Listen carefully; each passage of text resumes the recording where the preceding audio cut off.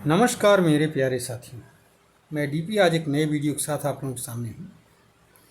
आज 23 जुलाई का दिन है, अत्यंत पावन दिन है। आज के दिन हमारे देश में दो महान क्रांतिकारियों ने जन्म लिया था। अच्छा, संयोग का विषय यह है कि दोनों ही क्रांतिकारी थे।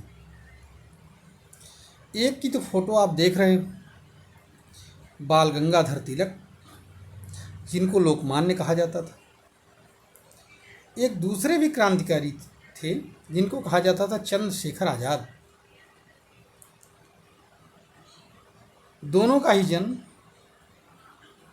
दक्षिण भारत में, एक बाल गंगाधर तिलक का जन्म महाराष्ट्र के रत्नागिरी में हुआ था और चंद्रशेखर आज़ाद का जन्म मध्य प्रदेश में विदिशा के पास एक गांव है भाभरा, वहां पर हुआ था। आइए देखते हैं, दोनों ही क्रांतिकारी विचारधारा से ओतप्रोत थे। अगर हम बात करें तिलक जी के विषय में, तो तिलक जी 23 जुलाई 1856, 23 जुलाई 1856 को रत्नागिरी में इनका जन्म हुआ था और इनकी मृत्यु हुई थी 1 अगस्त 1920, 1 अगस्त 1920 को, 64 साल की अवस्था में, 64 ईयर की एज में। जबकि आज़ाद जी, चंद्रशेखर आज़ाद जी 23 जुलाई 1906 को पैदा हुए थे मध्य प्रदेश में और 27 फरवरी 1931 अर्थात 25 ईयर्स की एज में इनकी डेथ हो गई थी। 24 ईयर्स की इनकी डेथ हो गई थी इलाहाबाद अल्फ्रेड पार्क में। आज हम चंद्रशेखर आज़ाद के विषय में चर्चा नहीं करेंगे, इनके विषय में चर्चा किसी और दिन करेंगे। तिलक जी के विषय में चर्चा करते हैं। बहुत सारी बातें आपको इंटरनेट में मिल सकती है और आप जान भी सकते हैं, लेकिन कुछ बातें हम लोग स्पेशली हमने सोचा कि चर्चा के योग्य हैं, इसलिए किया जाए, इस पर प्रकाश जरूर डाला जाए। सबसे पहली बात तो आप सभी लोग जानते हैं कि इनका एक नारा था कि स्वराज्य मेरा जन्मसिद्ध अधिकार है और मैं इसे लेकर के रहूँगा। थोड़ा सा अगर अर्ली लाइफ के विषय में जाए तो इनके फादर जो थे एक टीचर थे और संस्कृत के बहुत बड़े विद्वान थे और 16 साल की अवस्था में ही उनकी डेथ हो गई थी। जब ये 16 साल के थे तिलक जी, तब फादर की डेथ हो गई थी। पिता का नाम गंगाधर तिलक था। लेकिन इसके बावजूद तिलक ने अपनी पढ़ाई जारी रखी और डेक्कन कॉलेज से first class bachelor of arts में किया 1877 में, डेक्कन कॉलेज पुणे में है। उसके बाद भी एमए करने की कोशिश किया, लेकिन बीच में ही छोड़ करके एलएलबी किया गवर्नमेंट लॉ कॉलेज से। फिर प्राइवेट कॉलेज में टीचर बन गए। बाद में इन्होंने विष्णु शास्त्री चिपलुंकर की मदद से न्यू इंग्लिश स्कूल पुणे में स्थापना बनाया। डेक्कन एजुकेशन सोसाइटी को 1884 में नींव रखी और बनाया। फर्ग्यूसन कॉलेज 1885 में तिलक के योगदान से बना और उसमें तिलक मैथमेटिक्स के टीचर भी थे। फर्ग्यूसन कॉलेज जो है ग्रेजुएशन के लिए था उस जमाने में। ये सब इनके कुछ महत्वपूर्ण योगदान हैं। मराठा केसरी पत्र छापे, कई किताबों की रचना किया, लेकिन 2-3 किताबें इनकी जानने के योग्य हैं जिसको आप लोग जरूर से जानिए। जैसे the Arctic Holmes of the Vedas, इसमें आर्यों का जन्म स्थान बताया गया है आर्कटिक को। द ओरियन, इसमें नक्षत्रों की स्थिति के आधार पर वेदाज की का टाइम कैलकुलेशन किया गया, कितनी उम्र है, कितनी पुराने हैं वेदाज, नक्षत्रों के आधार पर होता है ये कि नक्षत्रों की स्थिति अगर इस समय ये है तो उस कितने साल पहले ये रही होगी, वो कैलकुलेट किया जाता है। किसी दिन चर्चा करेंगे इस पर विधिवत। गीता रहस्य जो कर्मयोग के विषय में, इसमें क्रांतिकारी विचारधारा इनकी झलकती थी। और सबसे बड़ी बात यह, गीता रहस्य की रचना इन्होंने कहाँ किया था? मांडले के जेल में किया था, बर्मा के। और जब ये पुस्तक अंग्रेजों के हाथ में लगी तो अंग्रेजों ने इसको जब्त कर लिया। कहा अरे ये तो क्रांतिकारी विचारधारा से ओतप्रोत है। 6 साल मांडले की जेल में इन्होंने बिताया था 1908 से 1914 तक, और उसके बाद में जब 14 में वापस आए तो पुस्तक तो थी नहीं इनके पास। तो इन्होंने कहा कोई बात नहीं, अंग्रेज़ों ने जब्त कर लिया है पुस्तक को, लेकिन हमारे दिमाग से थोड़े जब्त कर लिया है। इन्होंने दोबारा अपनी स्मृति के आधार पर उसको लिख दिया, फिर वो किताब सर्कुलेशन में आई। यहाँ सवाल, और 1914 में आने के बाद में ये मधुमेह के रोगी हो गए, डायबिटीज़ इनको बहुत तेज़ हो गई।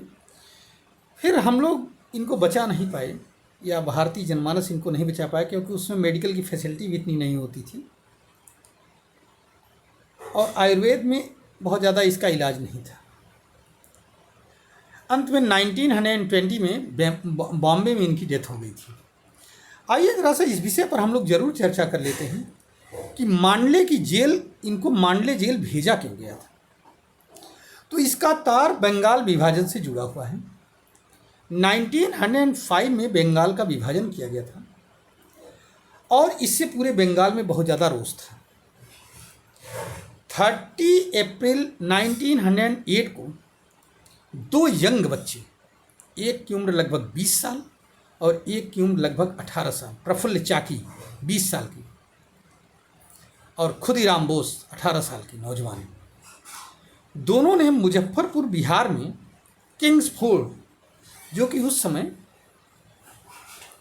उस ज़माने में चीफ प्रेसिडेंसी मजिस्ट्रेट थे कोलकाता के, और बंगाल विभाजन में इनका बहुत बड़ा योगदान भी था, उनकी बग्घी पर बम फेंक दिया इन दोनों लड़कों ने। समझिए जरा सा घटना को, बग्घी पर बम फेंका, और इसके वजह से उसमें किंग्सफोर्ड नहीं था, दो अंग्रेज औरतें थी, वो मारी गई। प्रफुल्ल चाकी ने तो तुरंत जहर खा करके आत्महत्या कर लिया था, लेकिन खुदीराम बोस को पकड़ लिया गया, और अंत में 10 अगस्त 1908 को फांसी दे दी गई, और प्रफुल्ल चाकी को, खुदीराम बोस को फांसी दे दी गई। ठीक है। अंत में हुआ एक, इस घटना से बहुत क्षुब्ध हुए कौन, तिलक जी, और उन्होंने इस घटना के लिए अपने पेपर में लेख लिखा। किसमें? केसरी में। आप लोग मालूम होना चाहिए केसरी मराठी भाषा का पत्र था, और मराठा जो था वो अंग्रेजी भाषा का पत्र। तो केसरी में उन्होंने मराठी में पत्र लिखा। ये पत्र समाचार पत्र था। समाचार पत्र जो है अंग्रेजों ने जब पढ़ा तो इनको जो है राजद्रोह का आरोप लगाया गया कि आप जो है रिवॉल्यूशनरीज का समर्थन कर रहे हैं, क्रांतिकारियों का समर्थन कर रहे हैं, क्योंकि उसमें उन्होंने खुल करके समर्थन किया था इन दोनों बच्चों की। बस इनके ऊपर मुकदमा चलाया गया। मुकदमे में इनके वकील थे मोहम्मद अली जिन्ना। आप लोग ये भी जानिए, ऐसा नहीं था कि जिन्ना हर समय बहुत बेकार ही आदमी थे। उस ज़माने में कोई विवाद नहीं था ऐसा, भारत पाकिस्तान जैसा भी कोई मामला नहीं था, मुस्लिम लीग भी नहीं बना हुआ था, सब कांग्रेसी थे। कांग्रेस के गर्म दल के नेता थे कौन? बाल गंगाधर तिलक, लाला लाजपत राय और बिपिन चंद्र पाल, ये दोनों ही। तो मोहम्मद अली जिन्ना ने पैरवी की थी, लेकिन फिर भी इनको 1000 रुपये का जुर्माना और 6 साल की कारावास दी गई। कहाँ? बर्मा की मांडले जेल।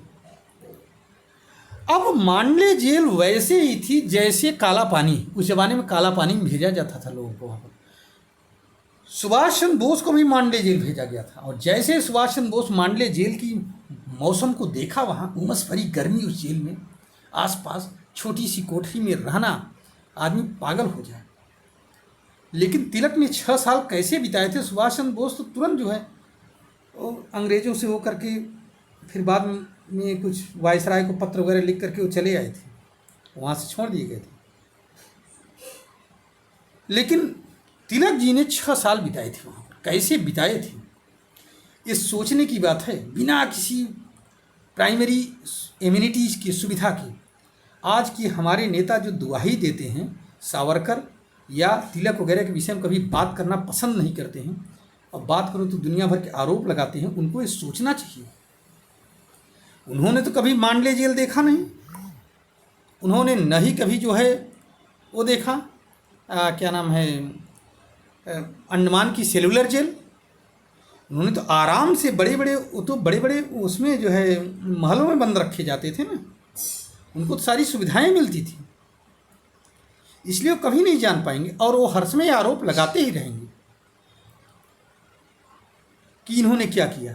ये क्रांतिकारियों का योगदान था जिसको हमें समझना पड़ेगा। और अंत में 1914 को जब मांडे जेल से वापस आए तो 6 साल में ही उनकी डेथ हो गई 1920 में। अब इसके आगे हम चर्चा नहीं करेंगे बहुत ज़्यादा, लेकिन हमें यहाँ समझना पड़ेगा लाल बाल पाल का योगदान क्या था। क्रांतिकारी विचारधारा से ओतप्रोत थी वो। आप समझिए उस ज़माने में 1885-89 में इन्होंने दक्कन एजुकेशन सोसाइटी, 84 में 85 में न्यू इंग्लिश स्कूल 1880 में, सॉरी अगर हमने गलत बोल दिया हो तो डेक्कन एजुकेशन सोसाइटी 1884 और फर्ग्यूसन कॉलेज 1885, इतने उच्च विचारधारा से ओतप्रोत होकर के इंग्लिश एजुकेशन के लिए इन लोगों ने संघर्ष किया। उस ज़माने में कोई लिबरल ऐसे स्कूल की सोच भी नहीं सकता था। हालांकि सब पढ़े उच्च क्लास के थे, लेकिन उनको स्थापना में, ऐसे स्कूलों की स्थापना में कोई रुचि नहीं थी। उनको आम जनमानस से कोई मतलब नहीं था। भाई महात्मा गांधी का क्या था? चरखा चलाओ, गांव में पड़े रहो, ग्राम में विकास की विचारधारा थी। वो एक अलग विषय है कि पूरी इकोनॉमी थी, सारा चीज़ था। लेकिन क्या इसके बददम पर अंग्रेज़ों से लड़ा जा सकता था? क्या पुरातन पंथी विचारधारा से अंग्रेज़ों से नहीं लड़ा जा सकता था? लड़ने का एक ही तरीका था कि हमारे पास उच्च विचार होने चाहिए, उन्हीं के बराबर हम विचारों में टक्कर दे सकें। और ये तभी आ सकती थी जब हम अंग्रेजी में पढ़ें, अंग्रेजी में बोलें, अंग्रेजी में ही सीखें और मन से भारतीय रहें। यही चीज़ तिलक या जितने भी रिवॉल्यूशनिस्ट थे, आप किसी दिन इस पर चर्चा करेंगे, लेकिन अब हम तिलक की ही बात कर रहे हैं। तो इन रिवॉल्यूशनिस्ट की विचारधारा यही थी, ऐसे थी। तिलक हमारे बीच में नहीं रहे और 1920 में ही 62 साल की उम्र में लगभग, कितना हुआ है आप लोग कैलकुलेट कर लीजिएगा, हमारे हिसाब से 62 ईयर्स के आसपास बैठना चाहिए, ठीक है। 64 ईयर्स की एज में उनकी डेथ हो गई। आइए हम लोग उनको नमन करें, याद करें, लेकिन याद करने से पहले ज़रूर समझें कि इनकी विचारधारा कितनी उच्च थी। धन्यवाद। जय हिंद, जय भारत, नमस्कार। अगर आपको ये वीडियो पसंद आया हो तो आप इसको सब्सक्राइब करिए, हमारे चैनल को, वीडियो को लाइक करिए और ज़्यादा से ज़्यादा शेयर करिए। धन्यवाद।